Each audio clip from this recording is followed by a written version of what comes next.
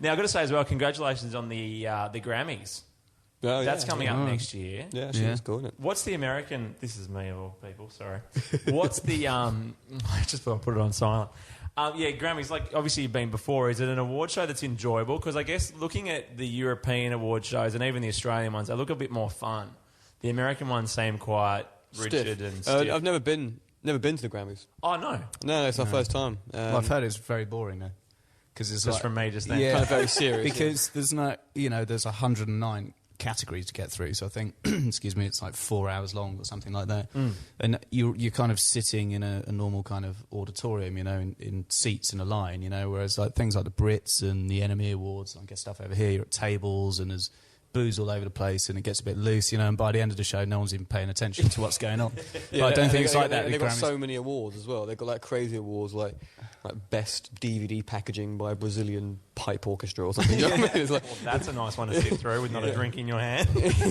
So I got a feeling it kind of thins out towards the end of the Grammys, but we'll go. Yeah, why not? We might as well. Yeah, we'll go. We haven't been, so go and see what's going on. We'll go along and pretend we don't care about winning one. Yeah. We'll have your speech written down. It's like, oh, whatever, I haven't written down anything. Thank you to all these people. Now, so is there a time, because obviously you got a big tour, and I even mentioned you two earlier, you're playing with them earlier next year as well. Is that South America you're touring? March and April, I think we're booked in to do a few dates with them. Yeah, South America. Should be fun. So do you have time to actually work on some new stuff, or do you kind of find that you do that on the road? Or do you dedicate time? I think on tour we just sort of don't really do much. I mean, like we we don't really work on much new music on the road. We never have done as really. little work as possible at all times. But at some point next year, we will start getting into making new music, a new album, whatever it might be. But to be honest with you, I think we're going to take a break for a few months. We'll do the U2 thing. I think it won't be until after that we start looking at new stuff. Yeah. So do you have to literally lock yourselves away to do that, and have the right environment, or can you find you can just do it at home? Come up with new ideas. I think. Well, I mean, it's always good to go into home. Yeah, I mean, like the last album we actually made in what was my home studio, but this time I think we're all going to probably be in London together, so we'll probably just like go into a rehearsal room or something, or maybe go around Dom's house and cause a scene, set up a. It's difficult. It's Dom's drum kit's so bloody loud. We can't like just rehearse around people's houses. You know what I mean? It's the most expensive bloody thing to try and like soundproof. You know what I mean? But I've just got a nice booth.